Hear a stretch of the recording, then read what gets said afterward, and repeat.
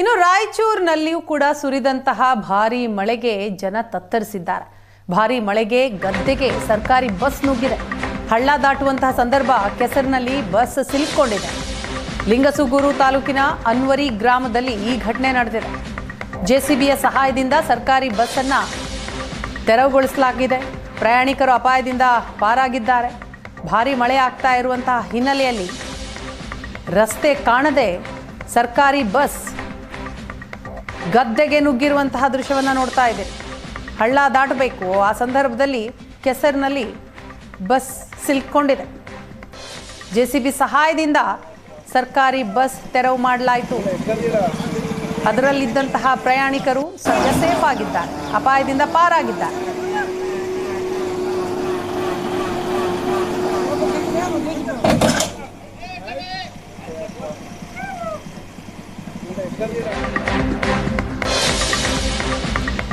ಚಿಕ್ಕಮಗಳೂರಿನಲ್ಲೂ ಕೂಡ ನಿಲ್ಲದ ಮಳೆ ಅವಾಂತರ.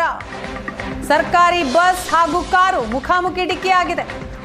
ನಿಯಂತ್ರಣ ತಪ್ಪಿದ ಬಸ್ ಹಾಗೂ ಕಾರು ಅಪಘಾತಕ್ಕೀಡಾಗಿದೆ.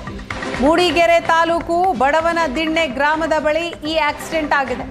ಕಾರಿನ ಮುಂಭಾಗ ಸಂಪೂರ್ಣ ನಜ್ಜುಗುಜ್ಜಾಗಿದೆ. ಕಾರ್ನಲ್ಲಿದ್ದವರಿಗೆ ಗಾಯಗಳಾಗಿದೆ. ಅವರನ್ನ ಸ್ಥಳೀಯ ಆಸ್ಪತ್ರೆಗೂ ಕೂಡ ಸೇರಿಸಲಾಗಿದೆ.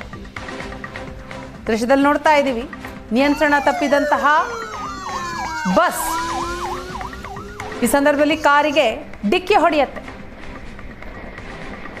ಚಿಕ್ಕಮಗಳೂರಿನಲ್ಲಾದಂತಹ ಆಕ್ಸಿಡೆಂಟ್ ಇದು. ಸರ್ಕಾರಿ ಬಸ್ ಹಾಗೂ ಕಾರು ಮುಖಾಮುಖಿ ಡಿಕ್ಕಿಯಾಗಿದೆ. ಕಾರಿನ ಮುಂಭಾಗ ಸಂಪೂರ್ಣ ನಜ್ಜುಗುಜ್ಜಾದರೆ ಇನ್ನು ಬಸ್ನಲ್ಲಿದ್ದಂಥವರಿಗೂ ಕೂಡ ಸಣ್ಣ ಪುಟ್ಟ ಗಾಯಗಳಾಗಿದೆ. ಕಾರ್ನಲ್ಲಿದ್ದವರನ್ನ ಆಸ್ಪತ್ರೆಗೆ ಸೇರಿಸಲಾಗಿದೆ. ಮೂಡಿಗೆರೆ ತಾಲೂಕು ಬಡವನದಿಣ್ಣೆ ಗ್ರಾಮದಲ್ಲಿ ಈ ಆಕ್ಸಿಡೆಂಟ್ ಆಗಿರೋದು.